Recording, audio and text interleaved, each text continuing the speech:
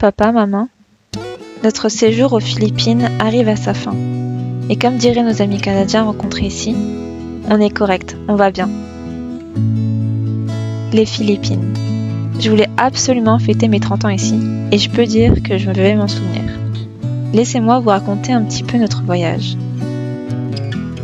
Nous avons donc atterri à Manille, et on a tout de suite su que l'on était venu ici pour passer le plus de temps possible en nature.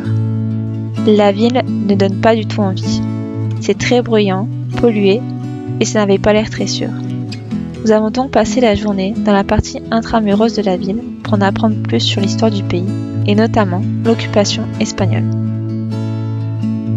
Puis, nous avons repris l'avion pour nous rendre sur notre île, dans la ville de Puerto Princesa. Nous avions prévu une expédition dans le sud de l'île, un endroit pas encore très touristique et pour cause. On ne pouvait pas nous y rendre il y a de ça encore quelques années, à cause de la présence de pirates. Un van est donc venu nous prendre à notre auberge à 3h du matin pour nous conduire dans le sud de l'île et prendre le bateau afin de rejoindre notre campement. En tout, 6 heures de route. Nous avons même dû déclarer notre identité à un poste de contrôle avant de pouvoir prendre le bateau, et ensuite chaque jour avant de quitter notre campement. Pendant notre séjour à Balabac, nous avons passé la plupart de notre temps dans l'eau, sur des bancs de sable, où on nageait avec les poissons, mais aussi des tortues. Papa, maman, vous verriez les tortues. Qu'est-ce qu'elles sont calmes. Elles étaient très proches de la plage, et on pouvait nager près d'elles, les observer en train de chercher la nourriture, ou bien même flotter. Dans ce paradis à l'eau claire, il nous est pourtant arrivé quelque chose. Le capitaine du bateau nous a conseillé un endroit pas loin du ponton où l'on pouvait observer des coraux. Avec Vienne, nous sommes allés voir et au moment de revenir, le temps avait changé et le courant était plus fort. Rapidement, on s'est rendu compte qu'il était plus difficile de nager et de respirer.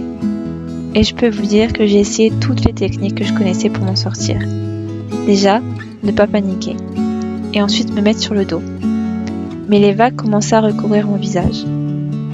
Derrière moi, Vienne était dans le même état, et il a commencé à appeler à l'aide. Sur le ponton, on pouvait voir les accompagnateurs qui ont commencé à s'activer et aller chercher des gilets de sauvetage.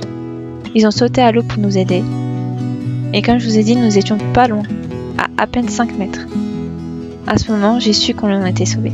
Entre le moment où j'ai réalisé que j'avais du mal à revenir au ponton et le moment où ils nous ont sortis de l'eau, ça m'a paru très long, et pourtant ce n'était que quelques minutes. Surtout, quelques minutes avant, on vivait notre meilleure vie, à nager au milieu des tortues. Et la minute d'après, on était sur le point de se retrouver au fond de cette eau turquoise. Quelle ironie. La vie, elle peut basculer en quelques secondes, c'est ce que je me suis dit sur le moment.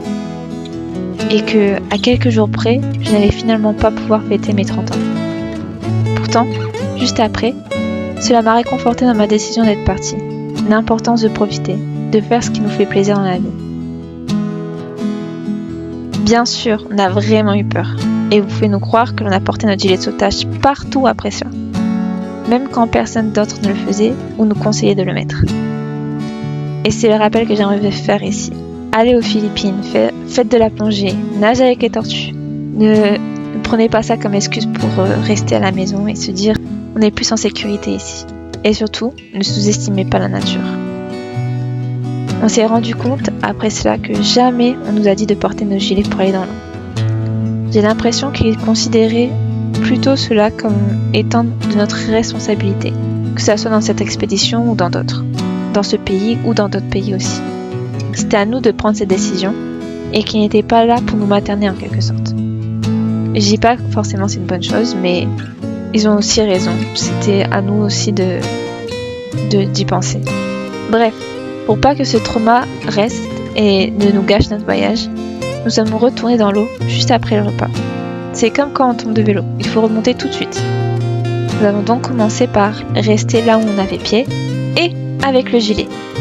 Comme je vous ai dit, les tortues venaient aussi près de la plage, donc on a pu continuer à les observer et à reprendre un peu confiance. Mais croyez-moi, même en vous racontant cela, je revis un petit peu ce moment. Et ça m'angoisse rien qu'à y penser. Je pense qu'il y a encore un petit peu de trauma caché. Mais à part ça, ça a quand même été l'un des plus beaux endroits que nous avons vus aux Philippines. Nous avons aussi fait de superbes rencontres. et on a vu ce qu'était la fête avec les Philippins, le karaoké et le boudot. Ça se danse sur cette musique. Après cela, nous avons refait beaucoup d'heures dans les transports, d'autres expéditions dans des endroits plus beaux les uns que les autres, notamment entre El Nido pour rejoindre en bateau Colón, où j'ai pu enfin fêter mes 30 ans au bord de l'eau. Nous avons aussi fait beaucoup de scooters pour visiter les îles. L'île de Bohol est l'une de mes préférées. Elle est très petite. On a pu y observer les Chocolate Hills, des collines de calcaire qui se sont formées sur plusieurs années. Mais apparemment, c'est plutôt le résultat d'une violente dispute entre deux géants qui se sont lancés des monticules de terre. D'ailleurs, sur l'île de Leyte, nous avons aussi pu nous mesurer à côté d'arbres vieux de plusieurs centaines d'années, qui sont aussi la maison d'esprits et de créatures magiques. Pendant ce voyage, nous avons aussi fait plein de premières fois. Nous avons fait du paddle sur une rivière, rencontré des petits tarsiers trop mignons et observé des lucioles. D'ailleurs, ça ne ressemble pas du tout à ce que je pensais. Nous avons fini notre voyage à Cebu, où nous en avons appris davantage sur l'arrivée de Magellan aux Philippines, la bataille avec Lapu-Lapu, le chef philippin, et la place du christianisme aux Philippines. Tout ça grâce à notre guide. Dans les villes, nous essayons toujours de faire des marches organisées gratuitement en échange d'un pourboire avec un guide local. Ça nous permet de poser des questions culturelles et d'en apprendre plus sur le pays. D'ailleurs, je vous le conseille. J'ai aussi adoré ce moment.